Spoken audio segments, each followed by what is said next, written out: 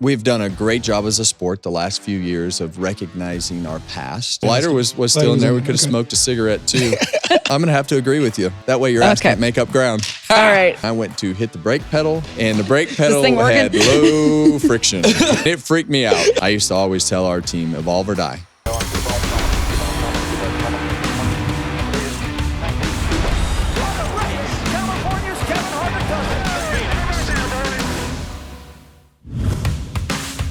Welcome to Kevin Harvick's Happy Hour, presented by Echo Park Automotive and NASCAR on Fox. I'm Kevin Harvick. She's Kaitlyn Vincie and Mamba Smith. Got another one. Got another one down. We're back, baby. Yeah, you look excited. I am excited. I had a good time. Throwback weekend. Hang on. These shoes, are these new, Kevin? I think I've worn them on here 2 or 3 times, but thanks for noticing. No, I do like those. I like the baby blue. Yeah, it's a little, nice. You know what? That's Yukon blue because they won the national title. Oh, they did? Good choice. Yeah. Okay. Who'd they play? Didn't even realize. South Carolina and Don Staley. That's how out of touch I am with things. Yeah, but they won. So the tournament's over. Well, for the women's tournament. Oh, women's tournament. Okay. Over. Okay. The whole thing's still going. Look at us. Already so the men's still going? Yeah, men's still going. Okay. Yep. I like that. Well, haven't nice watched shoes. the game. Thank you. Yeah. I appreciate it. He's a little busy, as everyone is, because you guys were out at the race this past weekend in Darlington. We have a good show on tap for the closers. Make sure you subscribe on YouTube wherever you get your podcasts. Rate the show 5 stars. And we got a lot to talk about today. Yeah, a lot to talk about. Harvick Happy Pod on all the socials. Yep. A lot of engagement. Everyone's been locked in. The closers were out again this week too. Out and about. Appreciate y'all. You had a lot of visitors.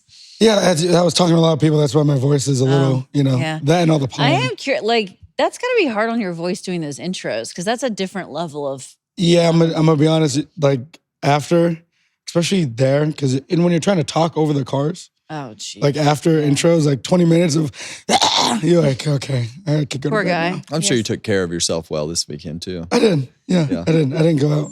No? No, not really. No. I went to dinner. Okay. Went to dinner. That's nice. Okay, so we will recap everything that happened in Darlington, preview Bristol, which is coming up next. Of course, you have your sips. So there was a little bit of debate this weekend about the throwback weekend, and some of the drivers kind of weighing in on the fact they think it's a little played out. Yeah. Other people don't feel that way. How do you feel about it? I'm curious. I think that we've done a great job as a sport the last few years of recognizing our past and getting more drivers and crew members and people and getting them re-engaged better with our sport. And I think that has been a real effort of NASCAR to do that. I think that if everybody participated, it would be better. For sure. I don't think that having half and half. I think you should make it mandatory. A little more. You can't make it mandatory, but I would put a little more emphasis on making it preferred to come to the racetrack and be a part of the weekend. When you look at, like, I go back to Joey Logano and his Cale Yarborough scheme. I was able to run a Cale Yarborough scheme back in 2016, and Cale was alive and came to the racetrack and be able to spend that time. We had Richard Petty up in the booth and Kyle Petty up in the booth. And when you look at the age that a lot of those guys are at, we need to make sure that we put some emphasis on keeping those guys involved and around, because you just never know. It's true. And I really like the fact, and the Wood brothers did it the best with their paint scheme and their Indianapolis 500 win. And you had Joey and his past, and you had with Cale, Kyle Larson and Terry Labonte. So tying all that together, sometimes from Ryan and Dave Blaney with his paint scheme, there are a lot of things that you can throw it back to, and it helps tell the story of that particular racing family, team, situation, scenario, whatever that is. Everybody's got a story. And the more stories that we can put out there, and the more that we can remind people of the past, and I'm sure that the drivers that you may be referring to don't have a great understanding of what the history of the sport looks like. And it should be part of what they do in trying to understand more of our sport because it makes them appreciate the things that they have a little bit more, in my opinion. Yeah. I have a similar opinion on this to Kevin. Yeah, no, I think it's really important. And I liked what I like what Joey said and Kyle Busch said. Where it's like, I don't care if it's cool, It's not about us. It's about the fans. That's right. It's about the OGs that laid the groundwork for us to be making millions of dollars, driving in circles, and enjoying the sport the way that we do. And I think that's super important. And I don't think, I would like to see it maybe transition more into an alumni weekend where it's really emphasized about the legends and the people. And then maybe there's not as much pressure about the paint schemes, but at the same time, you know, the Truck Series and the Xfinity Series, it'd be cool to tip the cap to them once, you know what I mean? Make it more specific. Don't let it be open. I think a little bit of a structure will reinvigorate the people to get back in. I like when there's a plan and some sort of structure, but I think that there were a lot of teams that did a really good job with it too. So and I think that the merchandise and telling that story of the driver, the team, the situation allows people to be educated on things that they didn't know. I agree. It's always a special weekend, paying tribute to the history of this sport. Kevin also used a historical word. Would you say so? Yeah, no, word of the week this week. I mean, it was a challenge. Had to pick something from back in the day. Also, that was a little that I knew what I was talking about. How did you get it? I had some help. Okay. But before we get into that, let's roll the tape. Yeah, thanks for having me. I love to come up here and check this out and be around you guys. It's always good to see you, Greg. Always, especially with fun. Fun looks good on you. It looks like you're having fun. Anytime you show up, you come into the booth to be on TV with no sleeves on, screams you're having fun, baby. I know. I had to do it. I mean, typically Clint is our lead rapscallion up here in the booth. So, yes. Today you came in with no sleeves. That's right. Kind of tried to take some of his thunder away. I love it. Next time I'll have my suit on, I promise. Okay, good. And my tie. Yeah. Did you take that helicopter down here? You flying home? Of course.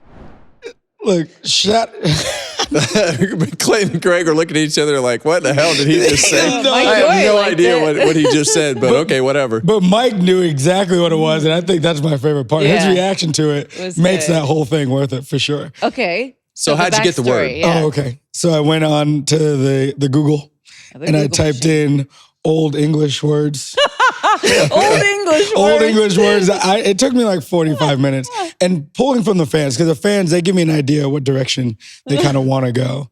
And I knew that I felt like it was something you knew, but it was going to be kind of weird because it's not You think I knew that word?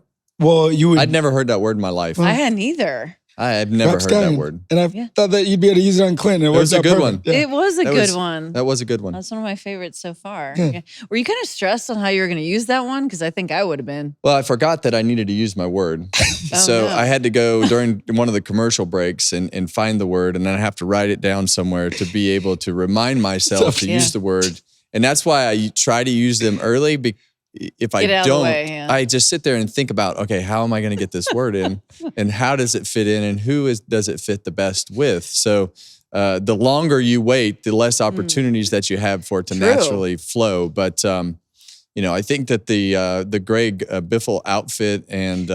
shout out Cletus. Yeah. Cletus McFarland doing a great job with Greg Biffle. Yeah, he's tuning him right up. He really is. Yeah, perfect person to use rapscallion, or I'm not... How do you say it? Rapscallion? Love it. Rapscallion. Yeah, it wasn't me, and I'm not saying it. I messed up today. You messed it up, not me. All right, so let's talk about the race now. Yes. Yeah. Because Denny Hamlin was the big winner. He gave a thank you to his pit crew and Kyle Larson, but he really executed on the final restart. He did. And when you look at these races, and even when you look back at Darlington in general, this is the last restart right here, and he got himself clear of the second row where they weren't able to side draft him, and then the second and third place cars of Tyler Reddick and William Byron got side by side and just held each other up, and with a 2-lap shootout right there in overtime, and no second restart and attempt at it, just allowed Denny to pull away. So just a great execution. Listening to Denny talk on the victory lap today, he was really precise in saying how he approached the racetrack, and this racetrack is really difficult to pass in the Gen 7 car with the way that the line migrates up and the rubber builds up on the racetrack, and you have to be really precise in how you approach each run in trying to protect yourself on the restarts, getting your car so that you can still drive it and try to make it better without affecting the track position too much, whether it be short run, long run, pit stop adjustment, all those things, and just taking it one piece at a time. The only guy that we really saw that could pass really well, in my opinion, was Ryan Blaney. He was number one in all the passer rating category. And in the end, it comes down to these scenarios a lot. And Denny's pit crew executed again in that high pressure situation that we saw during the day. Once again, we saw a lot of miscues on pit road. So we covered it during the race. So we see the technique that those guys are using on the pit stop. And like Denny said in the victory lap, getting in the pit stall, down pit road, the pit crew does their job, out of the box, off pit road. There's a lot of little pieces. And as all this migrates closer and closer together from a performance standpoint on the racetrack, and the pit crews get better and better, it's executing all these crumbs to put yourself in a position to take advantage of a scenario like they did at the end and win the race. Yeah, Denny did a great job at the end. He did what he had to do to win the race. He, pressure situation, he came through. I thought it was funny that Michael Jordan was, I think, in an interview with Jamie at the beginning of the race, was like, yeah, I love seeing Denny win and this, that, and the other. And he's like, I wouldn't be surprised if he wins today. Yeah. And I really didn't see him as much of a factor. And then lo and behold, at the very end, when it needed most. Yeah. Well, you just have to keep yourself in the game. And that's what happens to so many of these, these scenarios when you get these late race situations where you got to execute a good pit stop, and you see somebody like Denny consistently having done that through the years to be able to put themselves in position, have a good pit stop, and boom, have a good restart, and it's over. Lights out. The pit crew part is getting really, really interesting. It is. It's getting really, because they're becoming more and more of an asset, and creative in how they make their moves. Yes. And this move right here, this behind the back, that choreography, that Joel does is insane. And to not hit the front tire changer, and Kevin's like, he's gonna need a pad before too long because he's gonna start taking him out. But the other thing that we don't really talk about that much is how the driver gets into the box.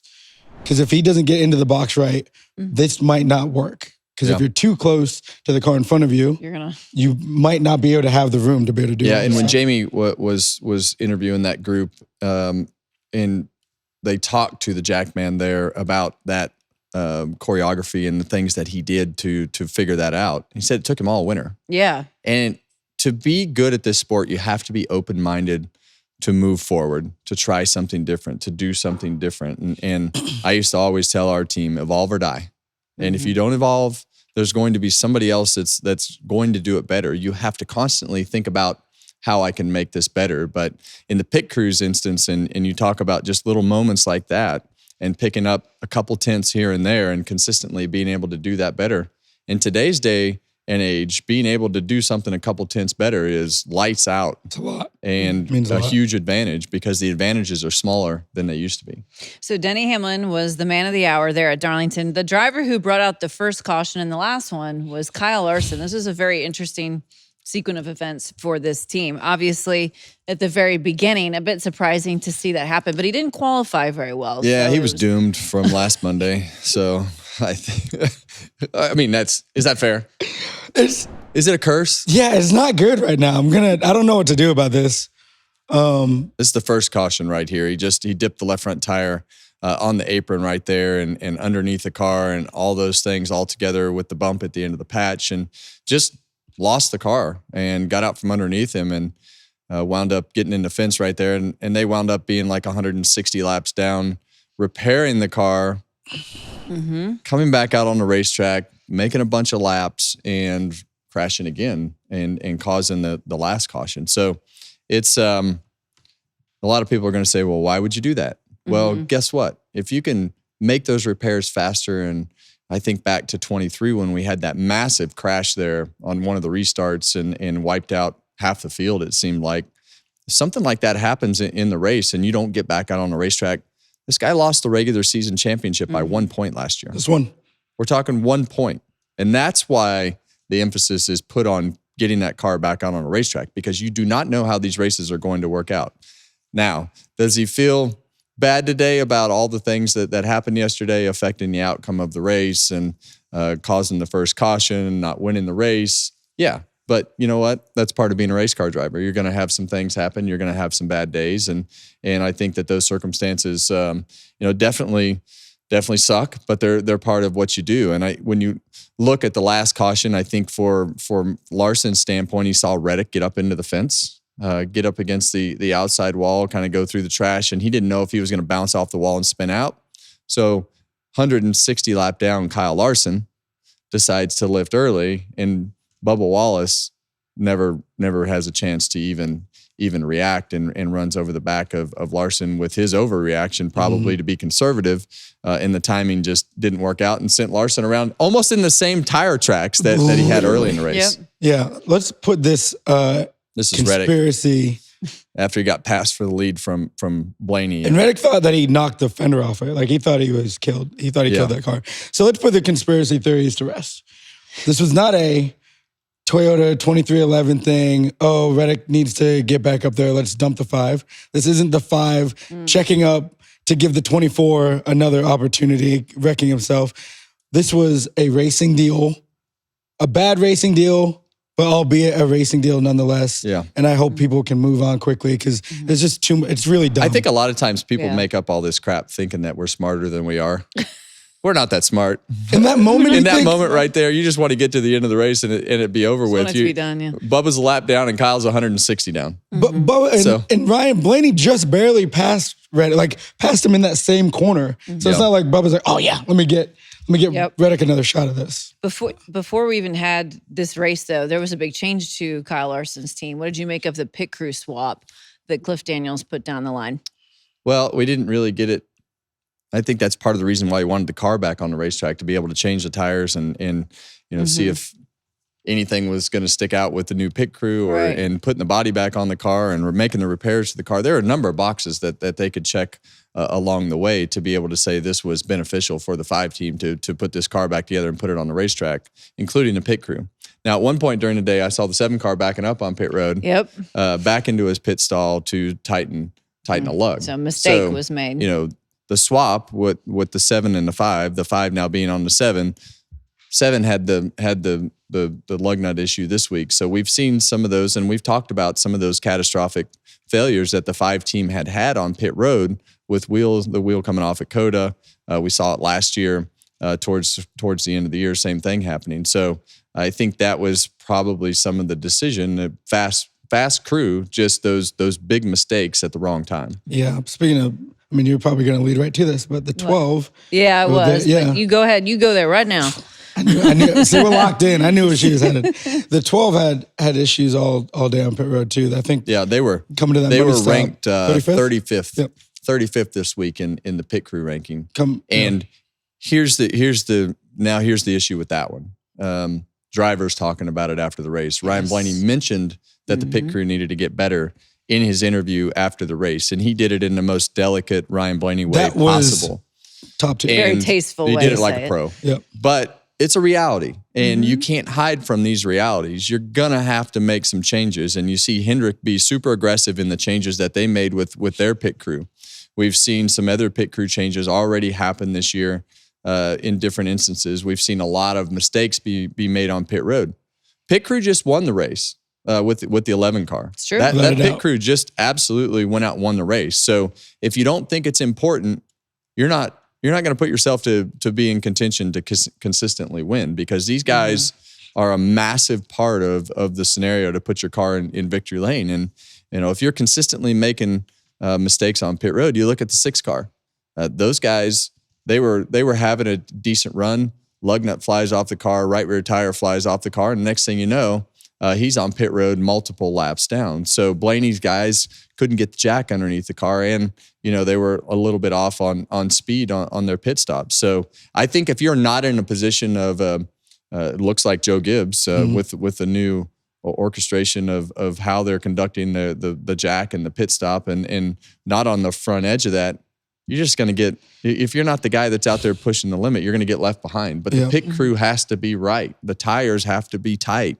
And we see even the Gibbs cars mess up, sometimes with the tires tight. And we saw Christopher Bell stop in the 19 pit earlier to tighten one of those lugs. So the evolution of this is very competitive and but also very, very much a part of whether you win or lose. Yeah. And I texted with RB a little bit last night. I'm like, bro, you're really leveling up. I said, you've leveled up this year because there have been so consistently fast, and he's doing unbelievable. He's doing everything right from the driver's seat, like and the crew chief, and the crew chief. yep. Yeah, Jonathan Hassler strategy. The crew got the car fast every week. Like they've had 2 blown engines, kind of unheard of. They've had some mishaps on pit road. They're gonna figure it out, but when they do, it is gonna be lights out, and that is for them to be this fast this early. Not normal for them. Well, the thing here that happens, though, usually it all times out at the wrong time, right? Like your pit crew's off while your cars are lightning fast. And then you get your pit crew right and the cars aren't lightning fast anymore. So there was still an accomplishment for Ryan Blaney. He still got his first top 5 at Darlington. That was a big deal. And when they told me that during the race, I was like, are you sure that this guy has never had a top 5 at Darlington? But he did check that box. Obviously, a win would have been better, but he did check the box of first top 5. There you go. Bert and Ernie gave you that in the race? Yeah. Oh, nice. Love that for them. What about Chris Buescher? I had him on my list just because I feel like we've seen a pretty impressive showing out of him this season. He's definitely making Brad not look amazing. Yeah, over there. well, I think that the 60 car of Ryan Preece and Chris Buescher in the 17 car have been the lead cars of RFK. Brad was on track to have a very similar day to Chris Buescher, but Chris Buescher just does Chris Buescher things. He's consistent. He's a grinder. He puts himself in position to stay in the race. And if you can keep yourself in the race all day, a lot of times you have the bad pit stops, restarts, mistakes, penalties, crashes, whatever that is. If you're not in any of those categories, which they typically are not, you're able to execute a day. And if you have a 10th place car, finish 7th or 8th, whatever that is. So either way, I know he's executing well, and I know Preece is executing well. They just don't have the speed. They don't have the speed that they need to win. They didn't have the speed again. Brad was pretty good on the super long run that we had early in the race compared to a lot of people, but they're not qualifying good. The 6 doesn't qualify good. And when you don't qualify good, you're not going to race good, especially at a place like that. You can race good, but you're not going to have much to show for it from a stage point type scenario. And then when you add on top a loose wheel and luckily I don't know how the tire didn't come off after that's a miracle. The reason the reason it spun the way it did is because the rear was basically rear steering. Like you could see the tire out, and so it's just like kind of. Because if not, he would have like backed in the fence. Yeah. And so that was weird that it didn't come all the way off. Yeah. But it saved them. But then it hurt them because then they get the debris caution for that lug later on. So it's been a rough go so far for Brad Keselowski this season. I do want to talk about one other thing not related to the race that you and Clint did before the race. Oh yeah, this was cool. This is cool. We're in the Wood Brothers. Oh. I thought you meant we actually we did something wrong, but no.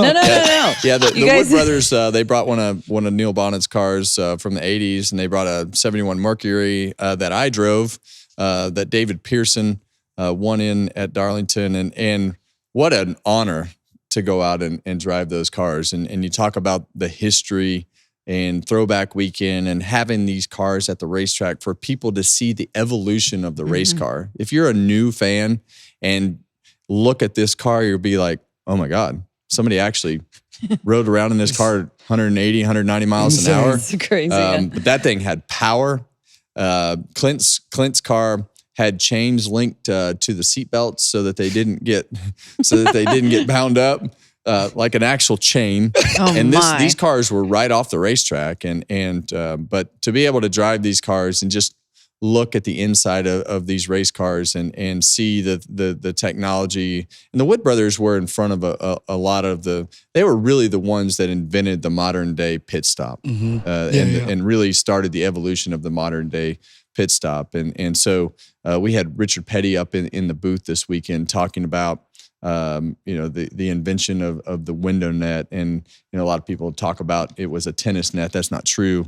He set that story straight this weekend. So you've got the Wood Brothers who invented the pit stop and the Pettys who invented the window net. And those are the types of things that the drivers team members, fans, people need to know about. That's how we keep our fan base and group of competitors knowledgeable and in touch with the things that have happened in the past of how we got here today. And why we do what we do. That's right. Yeah, you need that. That was a cool experience for you guys. It was fun to great. watch it. Yeah. I thought I was going to die. You did? Yeah. What about the brakes? Yeah, we went out and made the first lap, and we're talking, and Mike's interviewing us, and we're talking on the radios with our cool ass open face helmets. Cool ass open face helmets.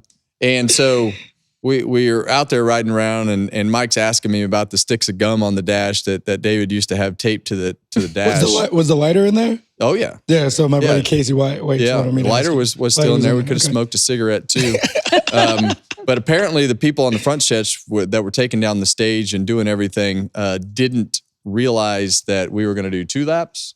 Well, when we got back around to the front stretch, they were not paying attention, and we were approaching them at a high rate of speed, and I went to hit the brake pedal, and the brake pedal had low friction, and it went way down, and it freaked me out. I bet. I was thinking to myself, my God, I'm going to mow this guy over in the truck in front of me that's leading us around this pace lap, and all those people on the front straightaway taking these cables up are in harm's way. Yes. All right, pucker factor higher for the F-16 flight, or when the brake pedal went to the floor in the David Pearson car? I would say that the airplane flight. Okay, the airplane. Okay, just checking. Much higher. I'm glad we pucker factor. covered that. Now look, topic. when that airplane took off, I was ready for the airplane ride, but I was not ready for the vertical climb to be so sudden. We went 90 degrees straight up all at once. So that was a heck of a ride. Sick. So this was a little more slow pace. Yeah. It freaked me out when I touched the pedal but I was going slow enough to where I had time to analyze the situation and try to navigate my way through the scenario. Okay, good. Speaking of analyzing, you will be doing a new endeavor in the booth. Oh yeah. The Cars Tour. They have announced will be live for the first time in history on FS1 from North Wilkesboro in May. This is awesome. It is How awesome. exciting. Really, really proud of everything that we've been able to put together from a Cars Tour and series standpoint. FS1 and everybody from Fox has decided to broadcast the race after Cup qualifying on Friday night at North Wilkesboro during All-Star Weekend. So what a great moment for not only our series and everything that we're doing from that standpoint, but for everybody to see what late model stock racing is all about and our competitors to get their name out there and be on national TV. Yeah. So that's a massive moment for short track racing. Really I think it's going to be super cool. Mm-hmm. You know, the guys like Eric Brennan, Blake McCandles, James Pike, those boys have been putting in work to help elevate on the media side and pit road reporting side. And so for them to have an opportunity to showcase their stuff is really well, cool. In the booth is going to be myself and, awesome. and Eric, Brennan and Dale Jr. That's gonna be real so cool. we'll be in the booth for that weekend. I don't know who's gonna be on pit road. They'll figure it out. Figure it out. It'll be good. We look forward to it. And we look forward to Bristol coming up this weekend as well. I love going to this race track, by the way. It's one of the coolest ones on the circuit. So it's one of the things that sticks out to me about Bristol. A couple things. One, it's been 35 years since Michael Waltrip tried to tear the wall down. That's right. Mm-hmm. 35 years. Anniversary there. That amazing, unbelievable, terrifying wreck that Michael Waltrip had, hitting the back gate that was open during practice, and he climbs out from this pile of rubbish on the racetrack. Second thing is we're putting PJ1 back down on the bottom of the racetrack to start the weekend. Okay. I think that changes things. You know, last year we went there and it was cool. It's going to be cool again. It's not going to be as cold as last year. We went there last year in what people would say was a temperature-sensitive situation for the tires to wear out. It was great. I loved it. We went back in the fall. Not the same tire. Lots of rubber on the racetrack. So this time they're putting the traction compound down at the bottom of the racetrack, 4 feet wide. And that will start with the truck race on Friday night. So it'll be interesting to see how much the bottom groove is going to hang around more than it did last fall. But you look at Denny Hamlin. I mean, he's never won 3 races in a row in his career. And I think that going to Bristol, he's got to be considered one of the favorites because of his past success that he's had at Bristol. A lot of guys need to get themselves back on track. You look at some of these names, towards the bottom of the pile. You got Cole Custer, 35th, Riley Herbst, 34th, SVG, 33rd, Brad Keselowski, 31st, and Carson Hocevar. As much credit as we've given those guys for running fast, they've tanked from the point side of things and not doing what they need to do. And but we talk about the importance of winning. That we've also seen some surprises. You look at Josh Berry, got himself a win. He would be 21st in the points right now with everything that he's had happen.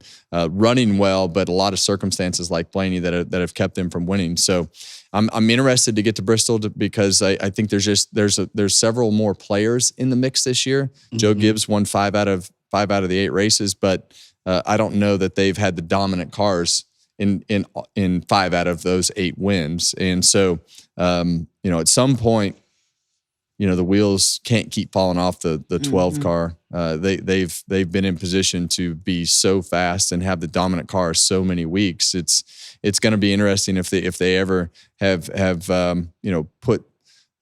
put one of those races completely together to be able to capitalize on the race cars that they have. So I love Bristol. You got to be good on the bottom and the top of the racetrack. Takes two different styles of cars to be good at both and be able to navigate your way through traffic, but not a lot better than being inside of Bristol Motor Speedway. You're not going to be? Are you going to be on Colossus? I will be. No, but I'm doing the stage. Oh, bet. Interviews. Because then I normally go out and do that. I love Bristol. My dad is getting to go for the first time this year, so that'll be really cool for him. We always talked about it. It's like one of those places that when you don't live in this area, you're always like, man, I want to go as a race fan, Bristol. Yes. Want to go. Got to go before, you stop going to racetracks. I think, the 12, Blaney's usually good at Bristol. Denny's usually dominant at Bristol. You look at also maybe a Chase Briscoe. It's a pretty decent place for him. Elliott. And for that team. Yeah, and for that 19 team, and then being able to lean on, Denny and the 11 and those boys. And then, you talk about the points. That I'm telling you, that 14th, 15th, 16th, 17th, 18th, that group right there, they're going to be tight. Yeah. It's going to be tight all year long. And that's like Ross Chastain, Kyle Busch is in that mix. I think AJ Allmendinger's in that mix. And AJ typically runs good at Bristol, so they need a good run to stay in that mix for the points. Yeah, and you talk about Kyle Busch. He wound up 10th last week at Darlington. He was extremely frustrated during the race, not being able to go anywhere. So one car, Ross Chastain, he's got 2 top 10s. Sorry, we're going to have to stop. Hold on, I got to sneeze. I'm like, what is Sorry. He's like, all right. An aneurysm over here, are you okay? No, I was going to sneeze. It went away. Sorry. Yeah, we're not cutting that. Yeah, that's not. All right. So anyway, I was going to sneeze. So Ross Chastain, 2 top 10s, haven't had a ton of speed from what we would expect for those guys, but they've been racing their ass off and putting themselves in a position to grind some races out. So it'll be interesting to see. I think we've got enough racetracks and enough things that have happened so far to really start to analyze things after Bristol to see who needs to get it together, whose pit crew's good. And now we're going into an off week after Bristol. And and that's why I mentioned that.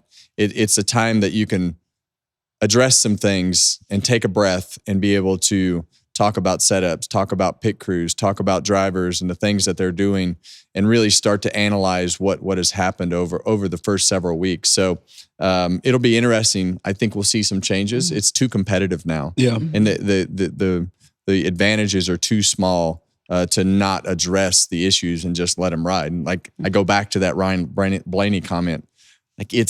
You got to address those things. You're not going to have cars like this all the time. Now, they have had a lot of fast cars over the past few years and been able to win races and a championship and all those things. But it just doesn't seem like you're going to be able to let things keep dragging on like you used to if you want to be where you want to be from a competition side. One thing that stood out when Richard Petty was up in the booth with you guys, he goes, He said, first off, watch you guys try to operate this situation I thought that was hilarious. that was so funny when he said that. But he was talking about 20th, like the guys 15th to 20th and how hard they're racing. And that's what we're talking about on the points. Like those guys 15th to 20th, there is so much good racing going on throughout the field. And sometimes you don't see that. So that's why those positions are so important. It's going to be very interesting to see what transpires out in Bristol this coming weekend. It is time now, though, for Mamba's social Is it? steps. Time I can't wait. It's already time for you. Time already. Hey, what's up, America? America. America. Welcome to your favorite segment, Mamba's Social Sips. And we got some good ones here today. So, we already talked about the Biff. Yeah. I think Greg Biffle personifies someone who you don't appreciate until they're not really around anymore. Like, and I love when he comes around. He's just a unit, and he's a great guy. Now he's hanging out with Cletus McFarland all the time. Well, Biff was driving the pace car before he got in the booth with Kevin and Clint. And I said, you ain't got a hair on your ass if you don't do a burnout right here. He goes, watch me. I said, you won't do it. Well, he did. He did it. He done did it. And Just to prove you wrong. Just to prove me wrong. And I thought it was pretty comical. It's pretty awesome to see him having a good time down there. Yeah. Yeah, it was great to have Greg in the booth and always such a hardcore racer and had a lot of success at Darlington, a lot of success in really everything that he drove. And I was talking to him during one of the commercials. I said, I remember the first time that I saw you. It was about 1993. Maybe 94. Because you guys were on the West together, right? Yeah, and he was from the Northwest, and he brought his late model down to Mesa Marin to run one of the end of the year races. We just call it the October Classic, and he hit the fence so hard coming off turn 2, and he was just always on the gas, and he would have, when he wrecked, it was big, and he hit the fence so hard that his foot slapped against the pedals and broke his foot. Coming off of turn 2, but that was the first time that I saw the Biff. That's great. Was he just as unhinged then? Oh, just wide open. Yeah, and just no fear. And that was always the thing that Greg Biffle had. He was just willing to stand on the gas pedal a little bit harder than most people, and sometimes that got him in trouble. But a lot of times it made him go really fast too. I love that. Well, other things I love, any interaction with Bubba Wallace and Ryan Blaney. Their friendship is obviously well documented. It reminds me a little bit of me and Kevin, because Kevin likes to push my buttons all the time. But so this is from Bubba, tweet. It says, when Blaney makes your kid cry, you tweet about it. New Miami YouTube video coming out. So the YouTube video from when they all went down to Miami for the race, and the Blaney's rode with the Wallaces. And so apparently Bex wasn't in love with Ryan being in this held moment. by him. Yeah. So Ryan wrote a response to this tweet, and this is what he said. He said, terrible context, was crying when I received said son. Fails to mention he and I were chilling on the way home from Miami. I believe he even called me daddy, but I ain't here to stir the pot. That's what I love about these response. guys. They are so freaking honest. It's not just Bubba and Ryan. I mean, it's all of them. That whole crop of guys that has been together for so long, coming up through the ranks. They are so honest with each other and just let it all out there for the world to see. So those guys are never shy on one-liners. And that's the thing that pisses me off. When people talk about, there's just nobody in this thing that has any personality. Yes. Well, guess what, people? All you have to do is pay attention. There's plenty of personality out there in these drivers. There's a lot of them that if you just spend the time to follow some of them, you can definitely find somebody with some personality, because just like this scenario, Ryan's got a very dry sense of humor. And Bubba's, he's just out there. He doesn't care and just says what he thinks. So there's a fun group of guys to follow. Our group text, the one-liners in there are pretty solid. You think they'll give you any grief about your baseball jersey? They wish that they could look this good. I asked him, I said, what are you wearing? He's like, it's baseball season. Baseball season. Baseball season started weeks ago. Yeah, but the Red Sox are doing well, so that's Who are why. the Red Sox? The team that beats the Yankees usually. No. Are they part of the teams that are whining about the bats? No, but I can see why you wouldn't be mad about the bats. Yeah. The fact that you know this much about baseball and Fox, I'm very proud of you. Well, thank you. Yeah. I appreciate that. You're getting, Pick up, bat, swing hard. Okay. What you shouldn't do is shake up your Coca-Colas hard before you do an interview.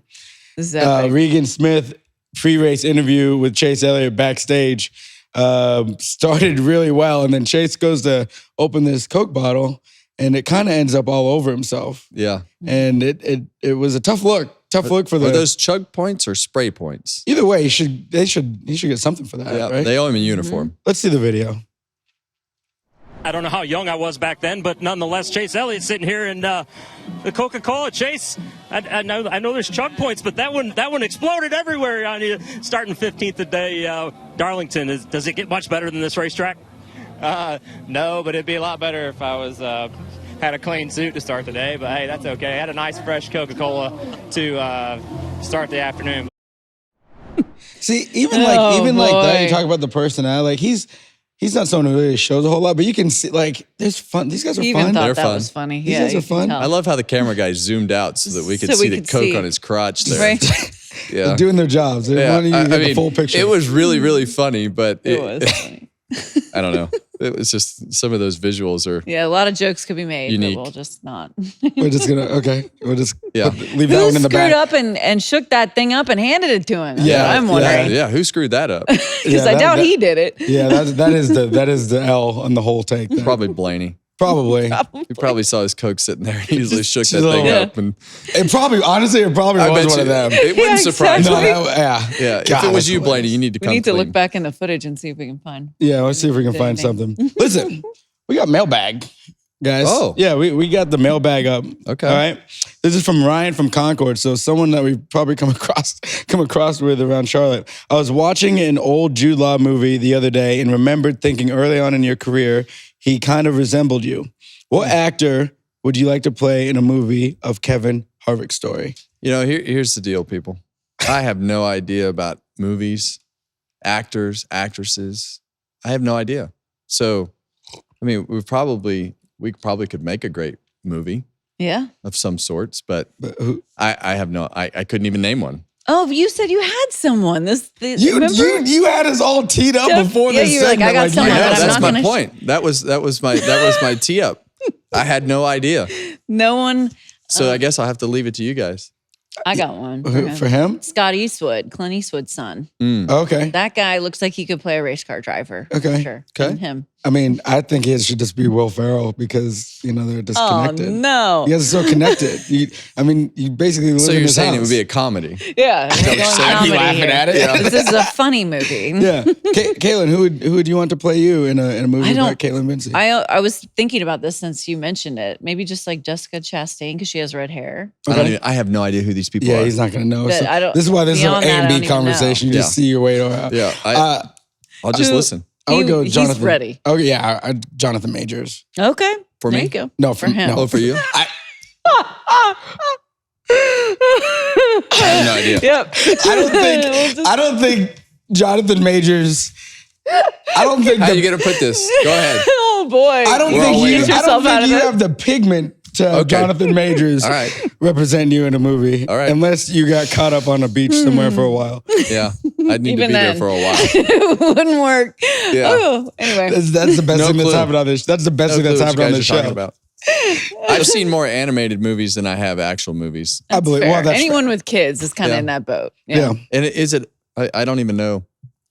I hadn't been to the movie theater in a long time. Okay. Well, it's fun. They're still there. They still exist. They serve food there now. So Oh, they do? Yeah, you can get a full experience. Okay. Listen, if you want to leave a voicemail, let's move right along. 805-317-4175. In the mailbag, it's Harvick, happyhour4@gmail.com. Closers, I appreciate you. Yes, as always. Hope you keep sending the messages. Okay, guys, it's time now for our last call. If you can believe that, we're already here. Gambling problem? Call 1-800-GAMBLER. In New York, call 877-8-HOPE-NY or text HOPE-NY 467-369. In Connecticut, help is available for problem gambling. Call 888-789-7777 or visit ccpg.org. Please play responsibly. On behalf of Boot Hill Casino and Resort, Kansas, 21 plus age and eligibility varies by jurisdiction. Void in Ontario. New customers only. Bonus bets expire 168 hours after issuance. For additional terms and responsible gambling resources, see dkng.co/audio. NASCAR is not responsible for this promotion and used under license. So before we get into our picks, of course, for this week at Bristol, let's take a look at the best bet of the weekend, courtesy of DraftKings. Yeah, Kevin? it's our winner again. Denny Hamlin was plus 700 going to Darlington. I'm not sure about all these odds, but that seems pretty high. Mm-hmm. Pretty high for Denny Hamlin going to Darlington. I bet it's not that high this week going to Bristol. No, I bet it'll be like 200. You think it'll be? I think it'll be low. Yeah, I think it'll be way low. Okay. But he's a good bet again this week, and it wouldn't surprise me to win 3 in a row. But take the checkered flag with DraftKings Sportsbook. Download the DraftKings Sportsbook app and use code Harvick. That's code Harvick for new customers to get $150 in bonus bets when you bet just $5. Only on DraftKings, the crown is yours. There you go. Wear Crown it. is yours. Right now, I'm wearing the crown. We are getting to that. First, we have the burnout to go. And you graded Denny's burnout last week very high. Yeah. So what do we think about this one? Not as high. Not as high. No. Okay. I think there's a couple things. Yeah. And I brought both of them up to Denny. Okay. During the Victory Lap interview. Yes. He said that he wanted to just make sure that he got some smoke in front of all the fans. Right here, we got the tires spinning. I didn't know if he knew exactly what gear he should be in right there, but saw his crew guys over there, had to make a little stop. Got the tires smoking again, and I was betting against him right here. I'm like, I didn't even know if he was going to make it to the start-finish line with the abrasiveness of the surface and everything, with the tires probably have being worn and already hot from everything that they had done. But he made it all the way down the front stretch, which was impressive, but fairly easy to do. What he did last week at Martinsville was much more difficult, making the whole lap, doing the burnout like that, and was able to go all the way around the racetrack. Couple things I was disappointed with. I didn't see Carl Edwards after the race. That was a Carl Edwards throwback scheme. He left, didn't do a backflip. I was disappointed about that. Yep. Denny should not attempt to do a backflip. No. Probably be entertaining, but end badly. Yeah. But that either way, probably best decision for our 44-year-old winner. This week. He's about to be I love the fact too, that the old guys are winning, and I'll have to listen to all this garbage about young age during the broadcast. Second thing is, did you guys see the flag? I No didn't flag. see the flag. You didn't see the flag. So what did he say about this? Well, he said that a fan made the flag, and the flag was at home, and it wasn't traveling. It only got one race to One fly race. its flag. So I don't know. What do you think about that? Well, I think it's interesting because, somebody here took a lot of grief last week about, how you flag. didn't like the flag. Who? You. I did. Yeah. He doesn't read I know. anything. He doesn't people read. send He doesn't him. read enough. Yeah, you were taking. You can give bombs. me grief, but I He doesn't care. I don't care. You were taking bombs in the trenches. I did. But that's okay. The fans liked the flag. They is like what the we're- flag. what we're I trying like to the say. flag. I just want you to keep the same energy. I just want you to keep. You know what I mean? consistent. Like that's Here's why I didn't like the flag, because I want everybody to like Denny. right. And I think that when you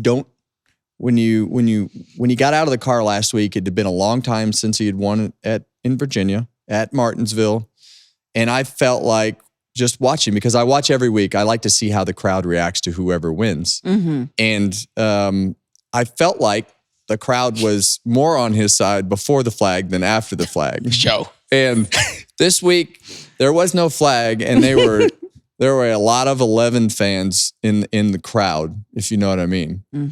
I do because I Given the 11 salute. Yeah. And I felt like it was there was no indication that they may have been cheering when he got out of the car. Now there are several fans. He has a lot of fans. He has a lot of fans. And I'm a Denny Hamlin fan. You're like head of the. I fan like club. Denny Hamlin. I love what Denny Hamlin does. So I don't know. I just felt like if there was no flag, and I know a fan made it for him, but that you can hang it on your wall in your shop. You don't have to bring it to Victory Lane. Sounds like that's what he did. Yeah. It's So hanging up. I want them to all cheer for Denny because I want Denny to get the exit that he deserves over the however many years that is as he's winning and driving the car. Same thing for Kyle Busch. I hope that when Kyle Busch wins a race, I hope they tear the place down with everybody cheering so happy, because that's the way it should. That's the way it should end, right? Everybody cheering. I just don't want him to go out with everybody booing. Speaking of tearing the place down, Kevin is at 49 right now. In the point standings, we're happy for him. I made up some ground because I picked William Byron. Okay. Well, no, I didn't really make up ground. No, you lost ground because you won. You can't make up ground. I've won 4 out of the last 5. I mean, you can't make up ground on winners. Yeah, that's right. Okay, so winners don't lose ground. Mama's 15. So there's only one way for you to not lose ground, and that's to make the same pick as me. Yeah, that's what I'm going to pick real quick. Go ahead. I'm picking Denny Hamlin in the 11. You are. There you go. Because and this might be the last. I'm telling you right now, if the 11 car doesn't make the full race, I'm changing how I'm going to change. I don't know what I'm going to do. I'm going to change the complete setup. I might only write it down on a sticky note and not even say it. I don't know. No, that's not fair. That's not a choice. I'm literally jinxing these guys. I feel terrible. So you're going after Denny Hamlin this week? No, because he's the guy he's the right one. This is one of his favorite racetracks, one of Gabart's favorite racetracks. Chris Gale runs good here. Like, they should run well. I have to pick him, and I got to get there before you, so then maybe you won't pick him. Oh, go ahead. I'm going with Christopher Bell for this one. You are. Another Joe Gibbs So you're racing. sticking with the Gibbs cars. I am. What you got? Okay. He's going Hendrick. Watch I'm this. thinking. Watch this. I'm not really sure exactly who I've got. What? So, you have to say. Wait, in this moment. And we have 1 minute, guys, before we need to be done. So let's go. Well, I'm gonna need to think about this one for a minute. What? Watch this. Yeah. This has never happened. Yeah. No, he's trolling. Look at him. Look at What his do you mean face. I'm trolling? Look at his eyes. This is not the day to delay this. Yeah. Well, I think that I'm going to have to agree with you. I'm going to go with Denny Hamlin. That way your ass can't make up ground. All right. Alrighty. There you go, guys. This is bullshit. We'll have to see how it all goes down in Bristol this weekend. We encourage all of the closers to continue subscribing on YouTube, wherever you get your podcasts. Leave a review, leave a word, and we will see all of you after Bristol.